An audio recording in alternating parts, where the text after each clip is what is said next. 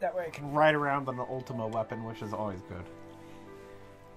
Yeah, I can't argue against that. That sounds dope as hell. Okay, so time for the final dungeon in this whole goddamn thing. Back to the Crystal Tower. That's where the Ultima Gate was.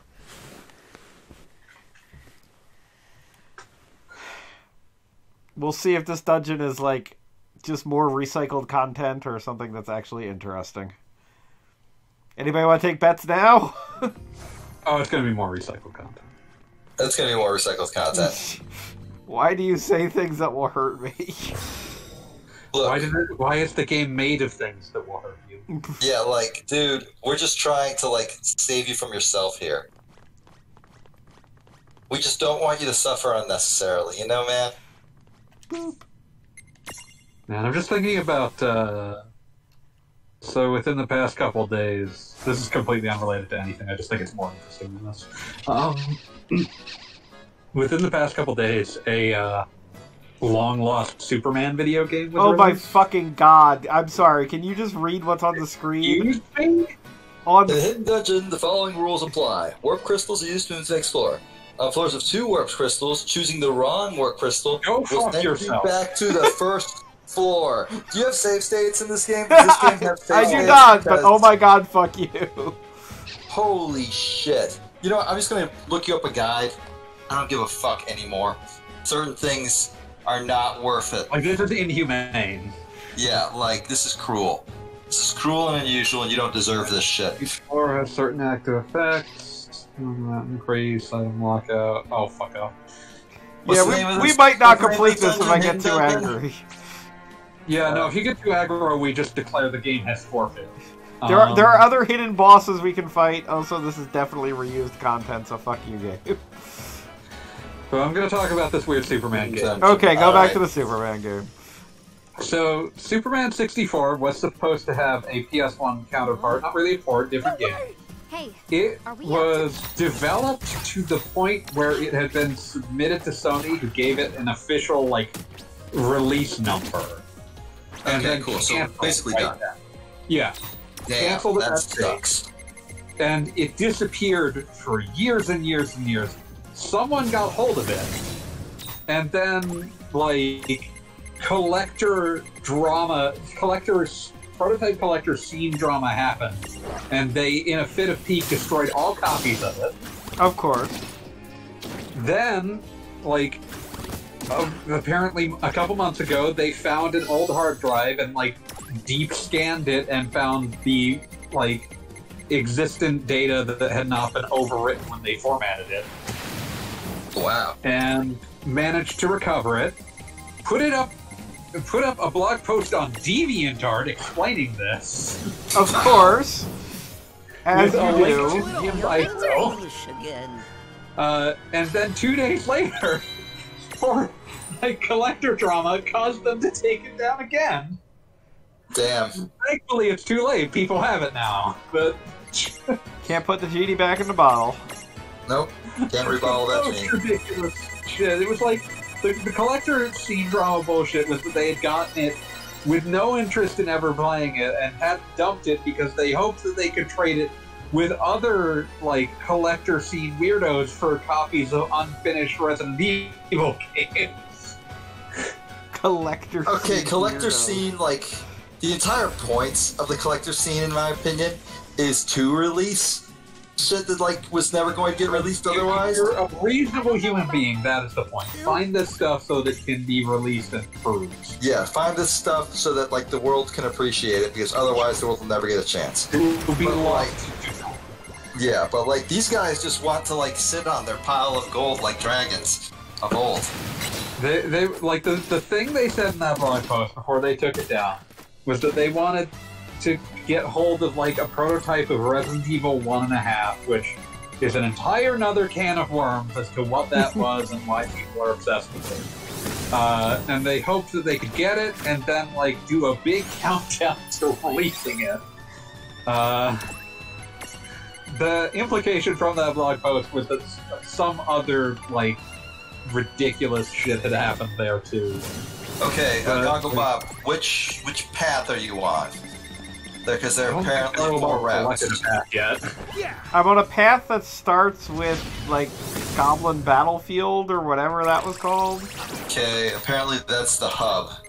Okay. Alright. Because the way this works is there are like 4 routes: Earth route, Wind route, Fire route, and Water route. And when you reach a floor on any one of those, I will tell you the correct warp crystal. So it's not random. No, it's not random. Okay, so that There is is a ideal. There is a correct and incorrect warp crystal. That said, there's literally, apparently, as near as I can tell, no indication as to which is which, other than, oh, this one's right, this one's wrong, other than, like, you know, trying both and finding out. Yeah, that is hateful. Yeah, that's absolutely heinous. Fortunately, it seems like there's only 2 floors on each one, so there's only 2 opportunities to fuck up. I don't know what it is about Final Fantasy bonus dungeons that just causes them to be like, you know what would be great? The worst idea we've ever had. Yeah. That is evidently what's happened.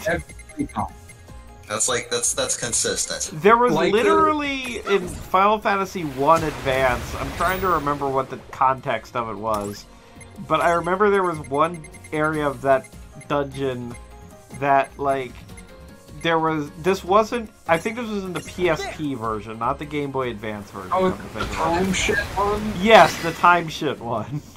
And I'm trying to remember what the context was, but there was literally a part that I was like a half hour to an hour deep in that dungeon, and there was a mini game, and it wasn't even hard, and it wasn't even that I was losing, it was just such bullshit that I gave up right then and there. Like, it's incredible, because, like, the new dungeons for the Game Boy Advance version are trash to begin with. Yeah, they were And then bad. they added another new dungeon to the PSP version, and that's somehow worse. This was extra trash. No, I literally made me give up, and I don't think I've played Final Fantasy 1 again other than, like, the original version since. I think my favorite thing about the GBA additional dungeons is that there's, like, they were some shitty randomized thing where it was like you had a random floor of like a handful of pre-designed floors that you could run into, and like each of them had a certain number of treasure chests on them. But this meant there was like a unique piece of equipment you couldn't get because the only chest it could ever appear in was like a floor.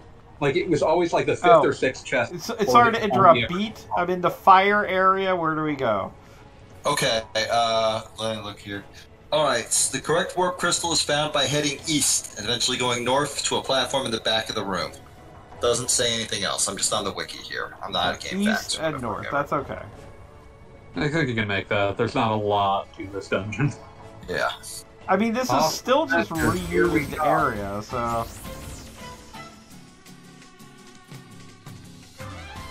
I'll get us through this. You're going west. Yeah, you know, I've always had problems with east and west.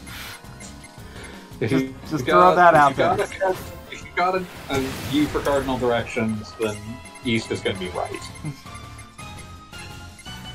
I was just doing that to see if anyone was paying attention, I swear. I'm not. You proved that you weren't, and that's fine. I would I've always been very open about that. I could be playing Yakuza, or Devil May Cry. You know, I actually, thanks to you, ordered Yakuza today because it was on sale with the Steelbook, like, I think $35. Oh, yeah, it's like $35. It's like a crazy good price for a yeah, game for a game that just came out, yeah. Yeah, I hope that it didn't just come out and bomb horribly. Well, I mean, it's that time of the year where... Yeah, it's the right time of year that I'm hoping that that's just what happened. But... I mean, the Avengers games marked down, and obviously that was a gigantic success. The tale of the Avengers game is the funniest shit ever to me. I feel terrible for the people who had to have done that. And also, I mean, I feel terrible about the fact that apparently, I mean, Ms. Marvel is honestly, I think, my favorite comic book character. That's the good part. Like, right. The single story with Ms. Marvel is cool. She's like my favorite character that's come out of the last 15 years of Marvel, and I swear the fact that she got basically her own starring role and it completely bombed. But then they did their very best to hide that fact. Yes. I feel terrible for the people who had to have done that. And also, I mean, I feel terrible about the fact that apparently, I mean, Ms. Marvel is honestly, I think, my favorite comic book character. Right. She's like my favorite character that's come out of the last 15 years of Marvel, and I swear the fact that she got basically her own starring role and it completely bombed. Yes. Well, the Like, comic book that nerds are terrible, so I don't blame them for that. Like, it's Oh, one I of do those blame the things, comic book nerds. It's good to blame the comic book nerds. We've got the advantage. There are two characters that have come out of Marvel in the past, like, 15 years that are cool, and it's like Ms. Marvel and Miles Morales. Yes, That's literally absolutely. Nothing else. And they were on the same team for a while, if memory serves. Oh, that's cool. I've never seen that. I haven't really seen what's become of Miles since he's been integrated into the main universe. Oh, Yeah, no, I read it for a little bit, but I had a weird thing with Marvel wherein I read everything during the stupid Warzones crossover where they were like different universes, and I realized that that's kind of actually what I like. Like, I mean, just give me a weird medieval universe where certain characters weird are Xena version, now. like people have the things that they like about the main universe, and that's fine. But like one of the things that draws people in who enjoy seeing these characters occasionally, but not every month, is like here's a weird version of that character. Yeah, no, I'm all about the weird versions of characters. Here's Lobo the Duck. Yes. Give me Age of Apocalypse every other week and I will eat it up with a spoon. Remember Lobo the Duck? I'm just thinking about the Amalgam universe now. It happened. Amalgam. Everything in the Amalgam universe is incredible. I like the thing that. that blows my mind is that they used to do like crossover shit like that all the time, and then Disney bought Marvel and Warner Brothers bought DC, and shit nothing has happened since. That doesn't surprise me in the slightest. Does not surprise me in the slightest at all either. DC in like in the 90s, and that's kind of where that went away. So, Beat, now I'm in a forest area. Are there two exits here, or is it just the one? Forced. Let me see. It should be immediately what comes after the fire. I'm checking the list. Give me a minute. I'm assuming that sounds like Earth routes. The correct warp crystal is the one in front of an inaccessible entrance. That's all it says. The fuck? I know, right? What the shit? Alright, whatever. Let's just move.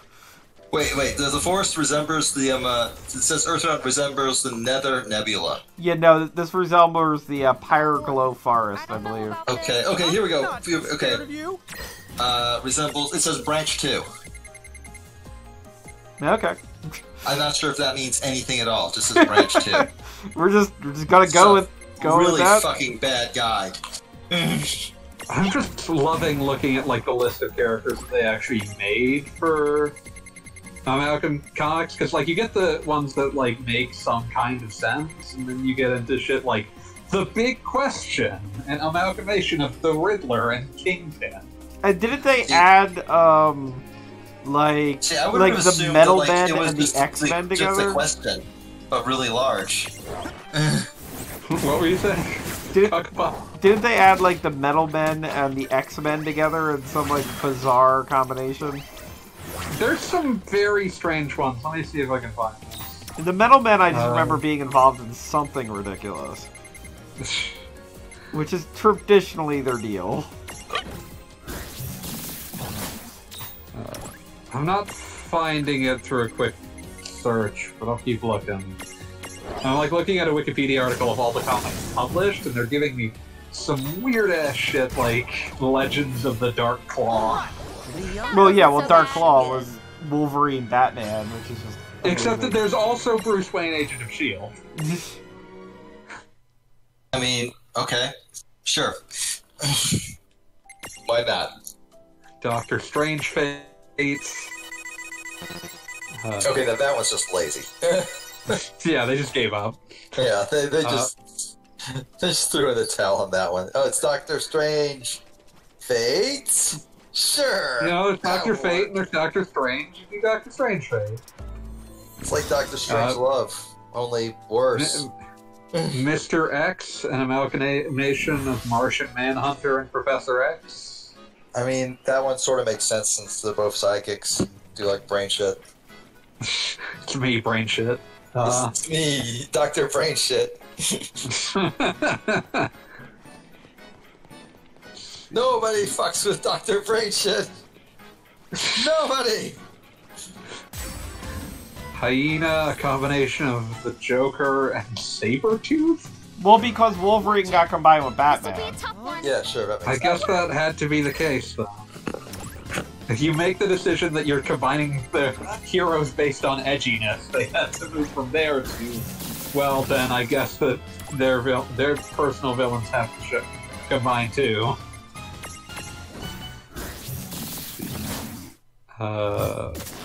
Man, this really says something about the time that this was happening, that they combined Robin and Jubilee. So I guess if it's Wolverine and Batman, I was gonna say, again! do it. But it's also like Jubilee hasn't been in that role for a long time to stake anyway. Superman and Captain America. Mr. Freeze and Baron von Strucker? Sure. Well, again, because of Captain America. Everybody loves Strucker. Well, I'm just, like, that's not Captain America, that's from Bruce Wayne, Agent of S.H.I.E.L.D. Oh, well, then I... Before I fall asleep.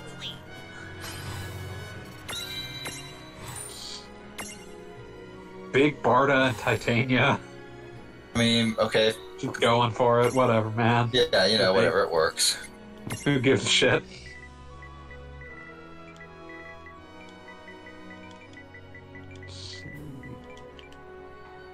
Magneto and the Magnetic Man. There we go. There it is. Okay, it wasn't X-Men, it was Magneto. Mag-fucking-Neto! An Magneto, an amalgamation of Will Magnus and Magneto. They just had Really, similar one names that character, worked out. Magneto. William Magnets!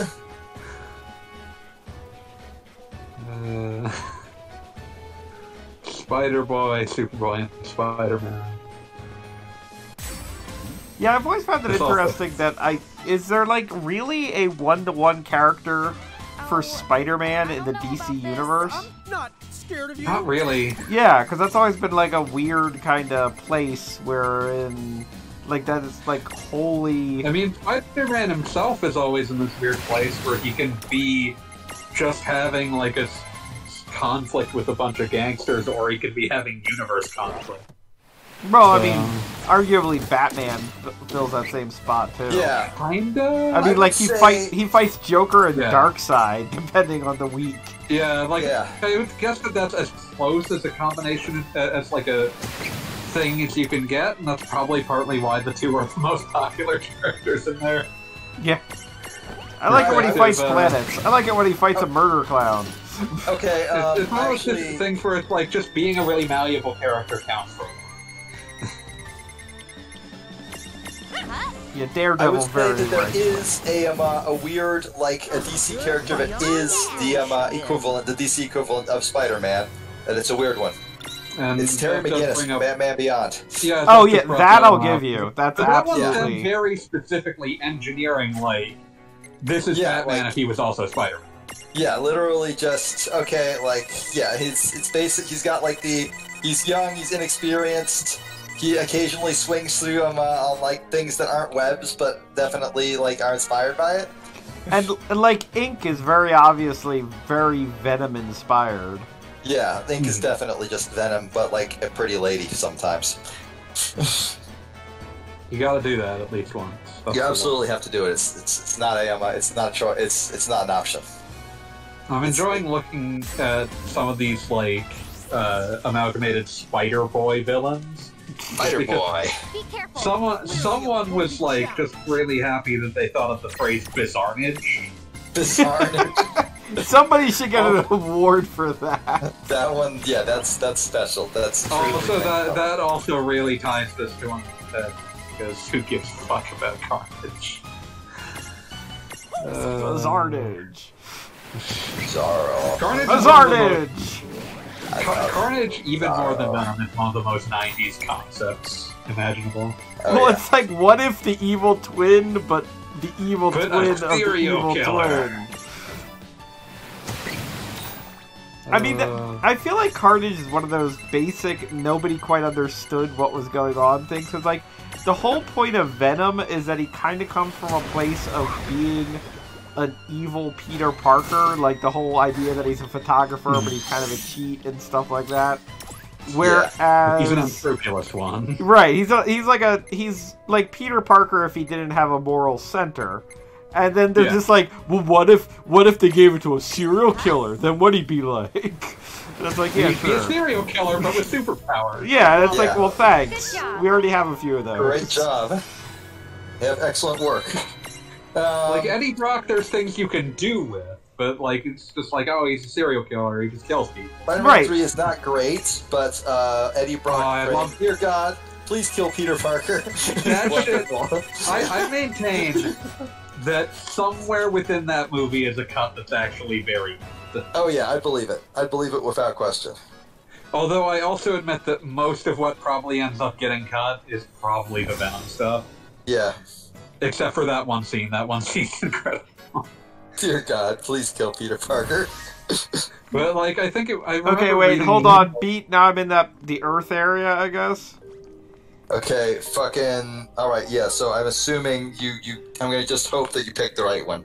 Earth routes resembles the Nether Nebula. Yes, yeah, that correct. exactly. Correct. Warp crystal is the one that is in front of an inaccessible entrance. That's all it says. Okay. I wish I had better instructions for you. That's what you get. I will hope for the best. Oh wait, for the best. Never mind. I found something to kill. All right, excellent. I love it when I just love killing. Every single day, I'm like, oh man, I hope I get to kill something today, and then I do, and it's awesome. Can I also just say how much I appreciate that one of these comics is called Bat Thing? And it's the least famous version of both of the things that you might immediately associate with Price. I'm assuming Swamp Thing? No, Man Thing. Nope. Man Thing. It's Man Thing and Man Bat.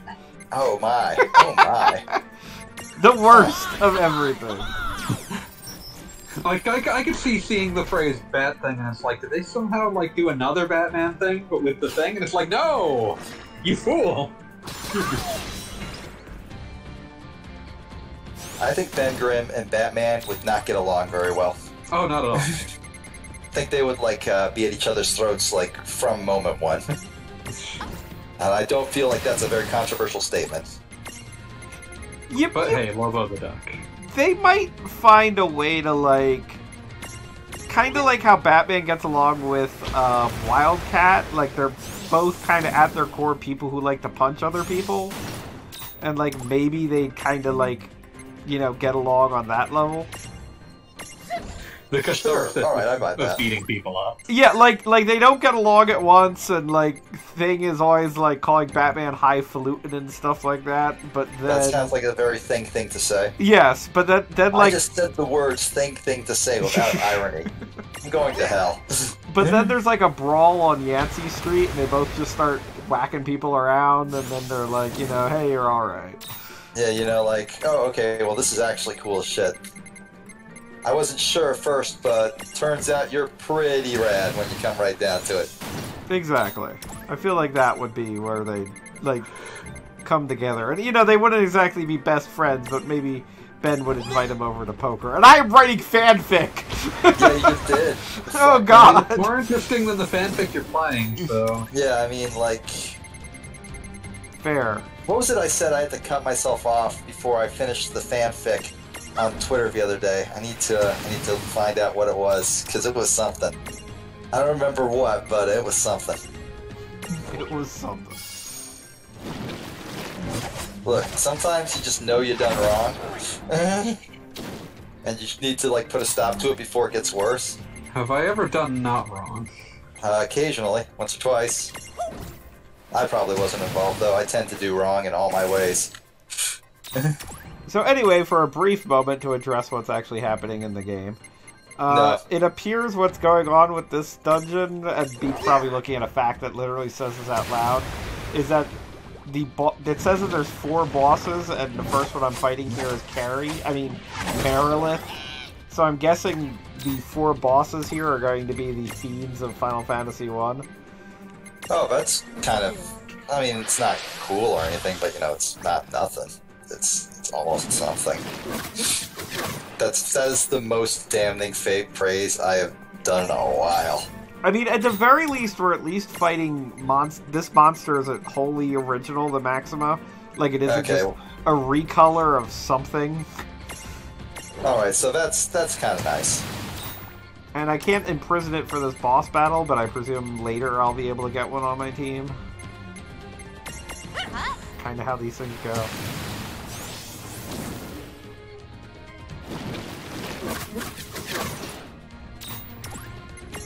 I should be playing Devil May Cry right now. Why Devil May Cry? Doing many things. Devil May Cry 5 Special Edition, just kidding. Ah. Put in a virtual mode. And That's legendary not Dark badass. Knight mode. If I had a nicer TV, they also put in a 120 FPS mode, which is actually kind of nice for that kind of game. I mean, I guess. I think my TV actually supports that, but I'm never ever gonna actually use it, so. I mean, it's nice for that kind of game. I don't care about it for most games, but for that kind of game, it's like, the more responsive the game could be, the better. Yeah, sure. Sure, Makes I'll buy perfect that. sense. Yeah, I was surprised. I was replaying for the FGC Devil May Cry 3 on the Switch. And granted... That's a good version. Yeah, I mean, granted That's a really good version, yeah. It's upscaled, obviously, from the PS2 version, but, like, it's weird how when you replay some old games, sometimes it's like, ah, yes, this is a game from its time. It's weird how Devil May Cry 3 is vaguely, like, perennial, even with some of its weird little things at the times. I mean, it's still incredible. Yeah, like, it aged phenomenally well, given what it was. Like, I a would lot not of games from recommend that era look really bad, look really rough by today's standards. That one actually looks pretty good when played on the Switch. I would super not recommend that new players start in freestyle mode. It's too much stuff to have access to. I was about to say, once. you've got way too many options for any given fight. Yeah, like, that's a problem, like, when I've been playing Devil May Cry. When you play Devil May Cry 5, you get, like, a full understanding of how much, like, that, it finally struck me, that's why they don't want you just playing as Dante an entire game anymore. He's just got too much to do. He's too much, like... See, I found freestyle mode good, but then I've played the shit out of the MC3 and the Yeah, PS, like, so the If you point know what is you're that- doing... Yeah, the point is that, like, the reason they start you with Nero in 4 and 5, and I think it works better in 5, because, like, in 4 I think Nero has a little too little that he can do. In 5 they gave him some new stuff so he feels better. But I think that the issue that they ran into, and the reason they start you with Nero, is that Nero has, like, a much more controlled set of things he can do, and it's always obvious what thing Nero, like, it's not necessarily always obvious, but it's usually fairly clear, like, what each thing that Nero can do is good for. Whereas, like, when you get to the Dante sections of Devil May Cry 5, it's like, oh, nothing is a challenge to Dante. And, like, that's the point in 5. Like, that has become the gimmick of Dante, is nothing is a challenge for him. Whether in story or in gameplay, it is just a question of how he chooses to destroy something. And, like, that's why they got to the point in 5 where one of his weapons is a hat. And he throws the hat at the enemy, and it just drains orbs out of the enemy as, like, until it hits you, and then it punishes you if you get hit while the enemy is still wearing the hat. Like, it's at that point, like, no, this is not a weapon. This is Dante fucking you around. having a mechanic to style on the enemy. It's you fucking around. And, like, that's really cool, but it's also really hard to design combat encounters that make Dante interesting if a player is not good with him, but also really hard to make encounters that are challenging even if the player is bad with him. So they kind of, like, I don't want to spoil Devil May Cry 5, but they, at the end of 5, they give Nero a few more tools so that he's a little closer to Dante, but he's still got way less than Dante, and Dante has, like, an excuse to bow out of the story for as long as they need him to. But, yeah. I'm going to be very ridiculous when I say this. If you are a longtime Devil May Cry fan, Devil May Cry 5 creates, essentially from whole cloth, given the incoherence of the story of many of its predecessors, a satisfying emotional arc that takes into account everything that has happened in the series before. Interesting. It's impressive. Kind of nuts. Impressive like, both that they tried and that they succeeded. Yeah, like, because the Devil May Cry series is not about, like, satisfying emotional arcs. It's about Dante is a stupid asshole. And it's like, it's not a deep emotional arc, but it ties into all of the things that... It ties into the plots of, like, 1, 3, 4, and, like, you know, it occasionally hand waves at 2, but it still doesn't really care to try to do anything with 2.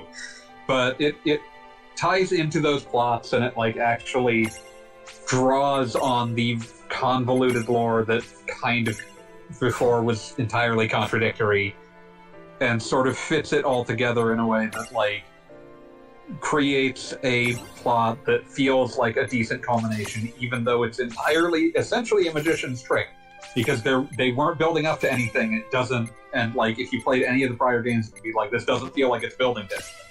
And it's not, but it feels like they did a good job of tricking your brain into feeling like it references just enough that it's like, oh, this feels like a culmination, even though there's nothing to culminate from.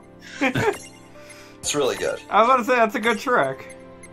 Totally unrelated to anything you're talking about, one of my favorite, like, dumb images I've seen on the internet a lot is this screenshot from, I think, one of the Marvel vs. Capcom games. Yeah. And it gives the stats for Dante and Virgil. And they're identical, except Dante's intelligence is like a 4 and Virgil's is like an 8. That makes perfect sense. So Virgil's the smart one, and I'm like, no, see, that's why Dante always wins. Because he embraces his stupidity. Yeah, there's some like extra bits of lore with Virgil and 5 that like maybe call some of that into question. But yeah, that Virgil has a brain in his head. The reboot is not without issue, but I do legitimately love that they that their portrayal of Virgil was a fedora-wearing douchebag. The new bits of lore from 5 do some stuff with Virgil that's interesting, and well, I want you to play it so that we can properly discuss it. It's on the list. I was going to say, now I know what we're streaming. Oh, man, that would be fun. If I could... No, there might be some ways to do it. Some ways to do what? Well, I mean, I personally feel... This is a weird thing. I personally feel like I'm not actually good at Devil May Cry games, and I'm vaguely self-conscious of playing it in front of other people, because like a Final Fantasy game, like I know what I'm doing. A Devil May Cry game, I am vaguely just fucking around. And I realize that's kind of the point, but it's kind of like... But like, Devil May Cry is less fun to watch when you're bad at it. This is wholly accurate, and I'm not even certain I'm bad at it. It's just a matter of you're more self-conscious about exactly. Like it's I jokingly sometimes refer to it as Sonic Adventure syndrome, because Sonic Adventure, when you play it well, looks amazing, and when you play it poorly, it's like it's not that big of a deal.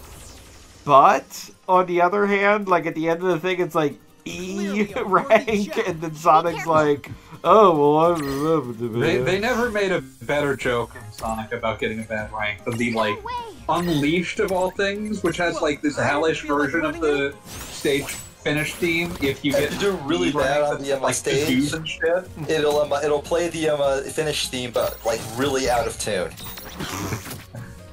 And it's, like, worse instrumentation. It's actually really funny. Yeah. You have to, like, do super bad, like, to get it, but damn. I mean, I'd offer to play it on stream, but, I mean, I don't think we'd have a way to really, like, sync up voice recording or any of that shit, so...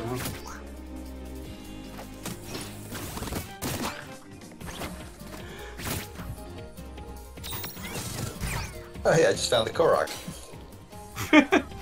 Thank you for still playing Hyrule Warriors. Anytime, boss, anytime. Yeah, like playing 5 was one of those situations where it's like, I love Devil May Cry 3, but I think 5 is the best one now. So. And I'll say that as someone who honestly wasn't terribly impressed with 3. No, not 3. Wasn't terribly impressed with 4. Yeah. 3 is good as hell, but like... Yeah, 3 is incredible. Okay. 4, like, you know that, like, always felt like 3, but kind of not as good. 3 is probably, like, the best PlayStation 2 game I've ever played. That's fair. Yeah. There's an argument for that. Yeah, But, I can see that. It's a really good PlayStation 2 game.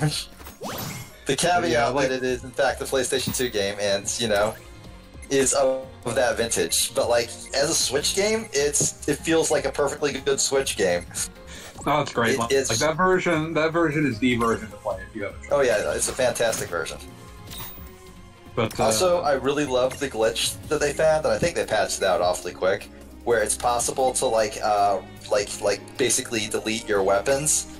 So yeah, you just blow up your save file, and we found a way to fix that, but it was like you had to go back and reacquire all of your weapons in this really strange fashion, because every other time, like if you tried to attack without a weapon, Dante would just sort of start T-posing.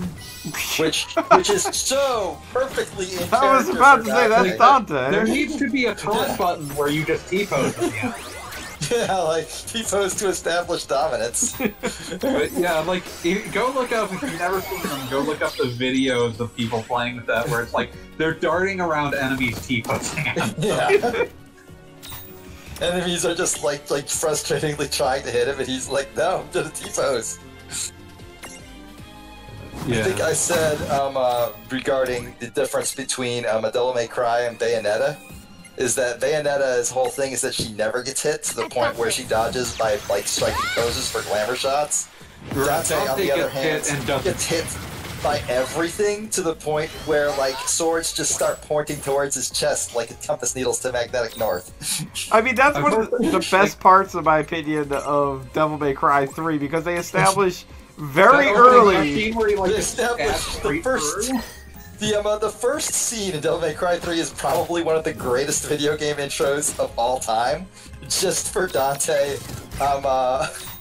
just for the brilliance of the "I'm gonna get my gun." No, I care more about this pizza shot. Yeah.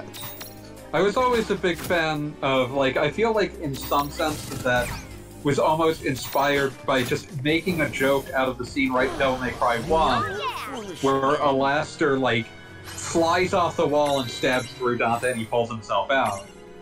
He pulls himself through it, and it's like, he doesn't really react to that. What if we made that the joke? So, like, something stabs through him, and he just, like, doesn't really care. He kind of stabs something with the thing while it's stabbing through him, and then goes back to eating pizza. Yeah.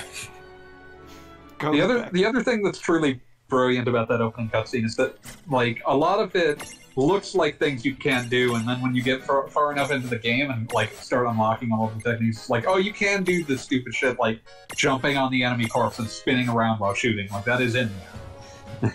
Yeah, like pretty much everything you'd want to do in Devil May Cry 3, you actually can do. There's very little that's restricted to cutscenes, which again, PS2 game, that's impressive as hell.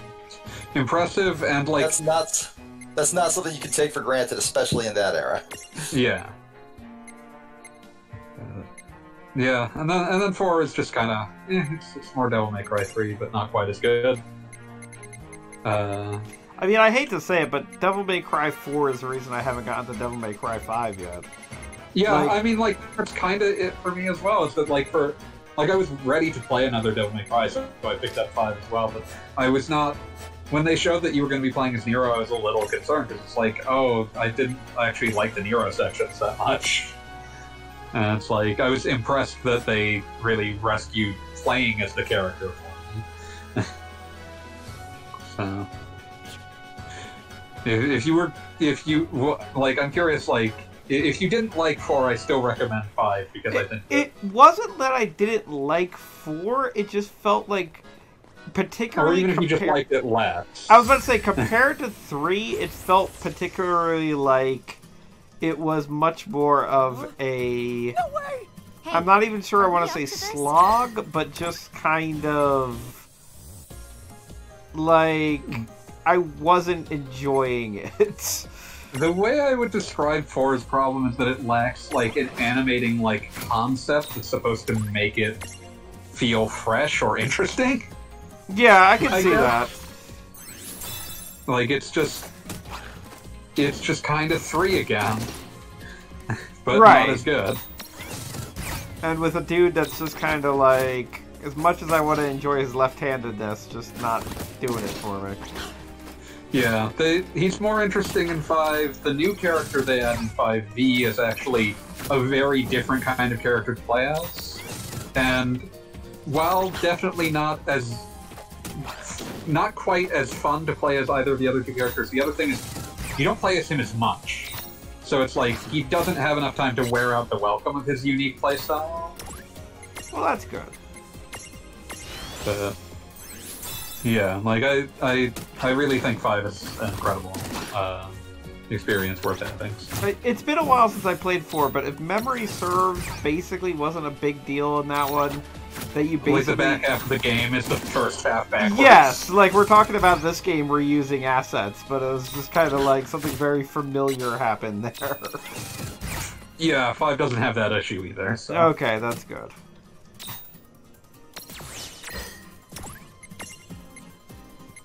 Yeah. Oh man, I'm excited to tear into that again for like the 4th time. Okay. Because I played through 5 when it first came out, and then I played through it again on very hard. I guess it was called Son of Sparta. I regretted that I didn't have time to play it on Dante Must Die. But I'm excited to tear into it again. I played it on PC again earlier this year, and I'm excited to try the special edition and see like Turbo mode, Legendary Dark Knight mode, and Virgil mode. Gotcha. Turbo mode. I love that, like, that's always one of the additions they try to make for the special editions. Like, you know what Devil May Cry isn't? Fast enough. We made the last one pretty fast, but, like, thinking back, I think we could have made it just a little bit faster. I do appreciate that, I believe, I've never managed to achieve this, but one of the... I'm sorry to break this up. Beat the underwater area. Alright, yes, coming right up. Let's see here. Hidden dungeon. Water route resembles the sunken temple. Yep. 2 warp crystals are found at the end of the room and are close to each other. The correct one is the one on the left. Alright, so left. That is just some bullshit right there. Yeah, like, we just put them right next to each other. It's like one of those, like, cheap-ass Mario Maker levels where it's like, oh, there's 2 doors. Which one's correct? You don't fucking know. One of them kills you, just so you know. Yep. I love that Steve, Mario Maker Legend, created a video on how to create a room in Mario Maker 2 that was the 2 doors. Only one will kill you, and one's the correct one. Where it was actually where he'd used the contraption to block one of the doors randomly based on your movements through the level. So so when you got there, the door was actually random. There was no way to get to guess it. That sounds absurd. That's truly brilliant. Steve's like one of the best content creators, as far as I'm concerned. If you want to watch videos about Nintendo, your guy. But yeah, I was going to say one last thing about I'm trying to remember what it was. I was about to say, say it! Say it! Let's see, Turbo mode. No, it's gone! It's gone! Alright. It all died. But yeah, one of you should play it on one of these future streams, I don't know. I think I actually technically have Devil May Cry 5. I think it was like some flash sale. It was like $15. I mean, it's been on sale a lot. With red orbs. With free red orbs. I mean, that's nice, because it's just like, if you already know the game, it's like, here's some free orbs to get you some of the abilities that you'll miss not having. I mean, you know me, I'm a cheater. I'm just like leveling up to 1,000 in the first minute. Proper way to do man, it. I do love the most expensive thing in everyone's shop is the Super Taunt. Is the what? It's like the I forget what it's actually called, but it's like the ultimate taunt, and it's basically just... Oh, Super Taunt, excuse me. Yeah. What's it actually called? There's some really good taunts in this one. I forget if when they started doing this, but I appreciate taunts are different based on what your current rank is. One of my favorites that Nero gets is that if from B to A rank, he has a chance of doing a taunt where he just puts his hood up, and that his hood will stay up as long as he doesn't get hit. Oh, that makes sense. There's one that he'll sometimes do where he'll start playing air guitar, and as long as he's not getting hit, as long as you let that hold, his style rank will just continue to go up. I'm sorry, B. Which one was it? The one to the left? Let me double check. Water routes. The correct one is the one on the left. Yes. Okay. Then we'll assume that's screen left. I would hope so. Okay, now it looks like Ship's Graveyard or whatever that thing was called. Excuse me, it was the Super Taunt is called the EX Provocation. That's beautiful. That's like the Nero, worst possible name for it, but it's also the best possible name for it. Nero dances to, like, hip-hop music that suddenly starts playing in the background. V starts dancing to Singing in the Rain and starts playing, like, a fake violin. Hey, That's, are we up to this? that's amazing. Correct. And Dante dances to, like, 70s-ish rock and disco. Yeah, that sounds like Dante. I've got this. Pete, how about the next area? It looks like a What? pirate ship area, or... Pirate ship area. Okay, fucking... Wind Rev, the Dragon Scars. Water Rev. Oh, Sonora Docks. It just says Station 2. Doesn't really say doesn't really say anything past Station 2. I think that's just what it looks like. I don't think there's a wrong answer on this one. Okay. I would hope. I was about to say, I'm starting to not be a big fan of whoever wrote this down. I mean, like, sorry, Yeah. but at the same time, not sorry. I didn't fucking write it. It's not my fault. You don't need to apologize on their behalf. Oh, I'm gonna, though. I just did.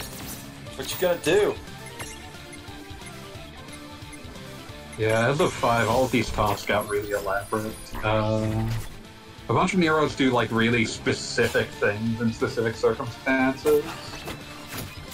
There's one that will rev up his sword for one thing.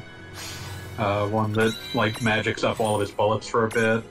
V has a bunch that, like, change depending upon what of his, like, gimmick powers is out at the moment. And he also has something that's not a taunt, but functions like a taunt, where he pulls out his book and starts reading from it. Taunts are one of the best possible things. It's like DDD's crouch in Smash Bros. It's not a taunt, but it might as well be. I'll get us through this.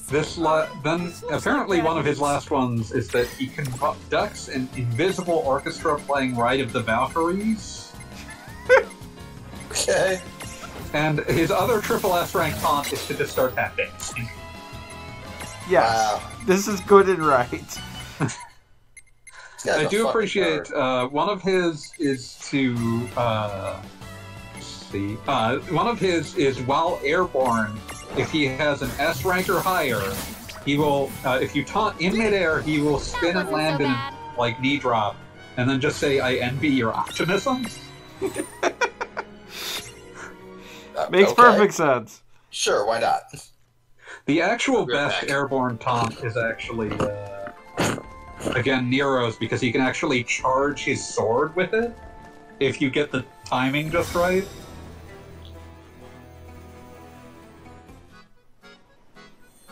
I'm in a very Devil May Cry mood, I'm sorry. That's allowed. I'll allow it. Hey, Scrub. You're muted. He always comes in muted, remember? Yeah, well, no, he doesn't always come in muted. His microphone. Alright, how much did I miss? We are like an doing hour. Maxima content. Oh, this is finally, is this finally We're when, in the post game. when Xenogears, is it Xenogears or You missed Xenosaga? Xenogears. It already Be happened. careful. Damn.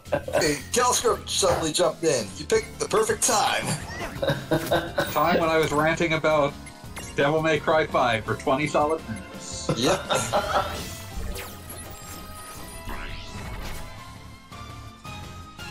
Hey, CaliScrub, what are you drinking? I was working, so I did not start drinking yet, so... Wow. What are you, some kind of lame worker person with a job and shit? I actually took today off, but they pulled me in for an emergency. Wow. Your job sucks. I'm sorry. Oh man, I didn't even realize this. Oh, sorry. Well, I'm drinking an Andy Gator, which is basically if you could distill Florida Man into a booze. I didn't even realize this, but in 5 they gave apparently only Nero a taunt you can only do if you've been knocked to the ground and taunt immediately after recovering. Is it like up yours? No, he starts chewing gum, and the longer you let him chew gum, the more health he'll recover. Of course! That's You can recover incredible. up to 2 bars of health by just chewing gum. So it works in the real world? Yeah. Watch it. Alright, I think I will still eventually have to work again later tonight, but as of right now, I am drinking Sculpin IPA. Oh man. Good choice, good choice. I hate these like monsters with wheels for hands. That fucks me up. I don't like it. They're straight out of Final Fantasy VI. Well, Final Fantasy VI fucked up, and I don't like it. Wait, wait, so the dudes are riding on it? Yeah, Wait, where's you don't have to use the main Funkos? the main Funkos are currently dressed as other Funkos. But I technically know you do not in the post game. You could have a stack of all monsters. But the Funkos are your most powerful characters, I'm assuming? You can make them that way. So yeah, I keep them around. So technically, those aren't the Funkos anymore. Those are the mirages of the Funkos given to the vindictive sister, who honestly, after all the shit she went through, deserves to torture lifelike copies of them forever. Oh yeah, because in the true end, they sacrifice themselves and they surf the bad guy into the sunset. Is that what happens? I wasn't paying attention. That is exactly what happened. So someone created phantom clones of them, and then you make them fight like they're Pokemon? Yes. Yes. Yes, thank you for summing it up succinctly. Thank you for summarizing it.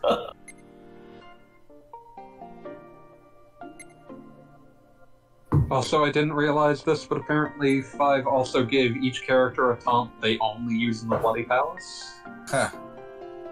Some of which have very strange mechanical effects. Wait, which game? Devil May Cry. They don't make Cry 5, okay. Apparently, if Dante taunts in the Bloody Palace, his attack will change based on how much Devil Trigger Gauge he currently has. A full Devil Trigger Gauge will give Dante 20% damage boost, but if he taunts with an empty gauge, he will do 20% less damage than usual.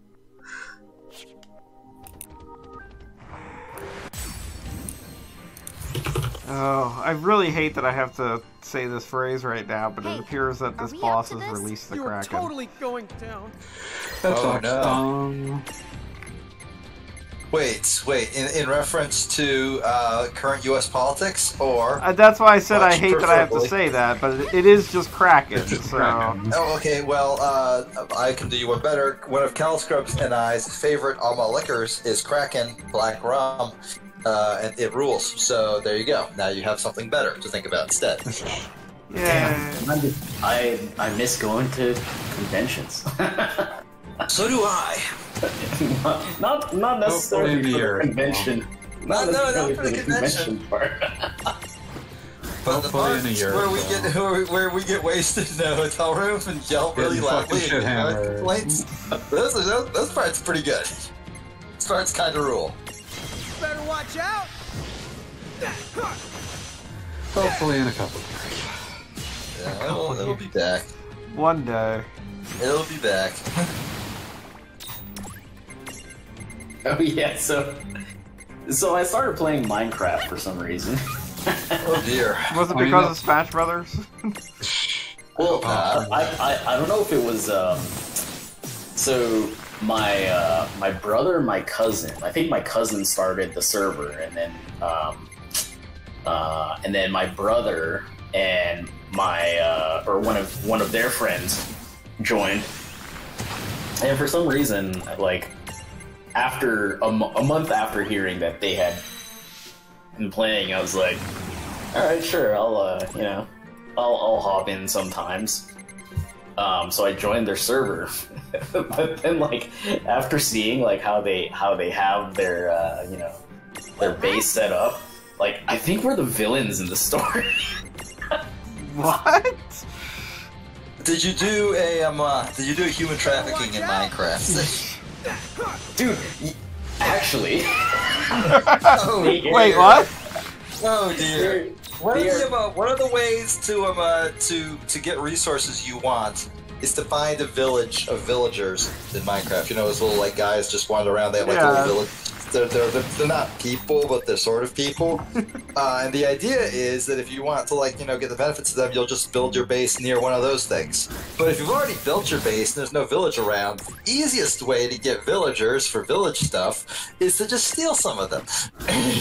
yes, Just go to the nearest village, steal them, take them over, put them in the place, because like the way it's programmed, the algorithm recognizes that if there are two villagers and a door present, then there must be a village, so they will just start spawning villagers in that area.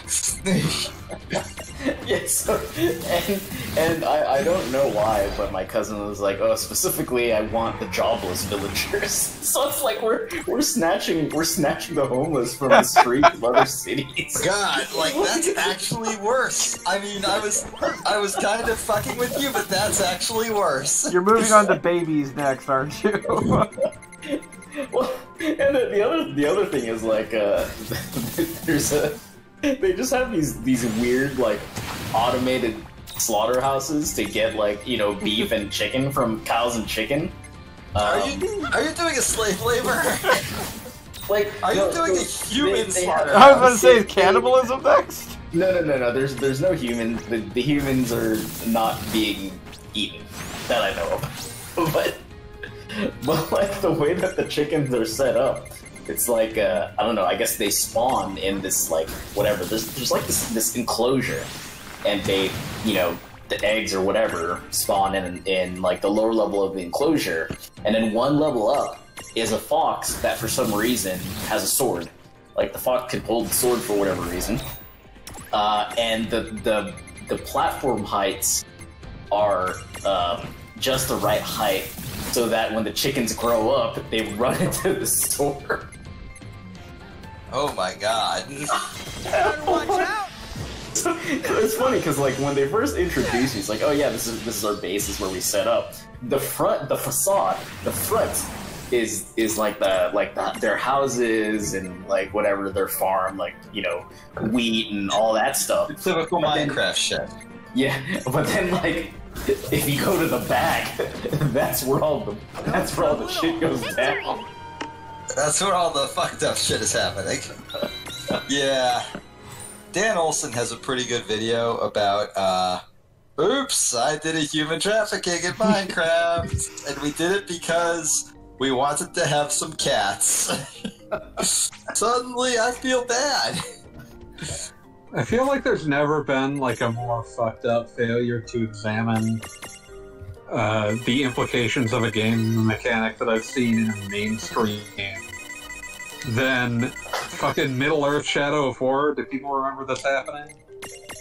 Maybe. Sounds That was a game where you could you were like the human or elf man, and you were like branding orcs to make them follow your orders, and then the game there was DLC when it launched. They eventually took this out, but there was DLC when it would launch where it would give you random orcs.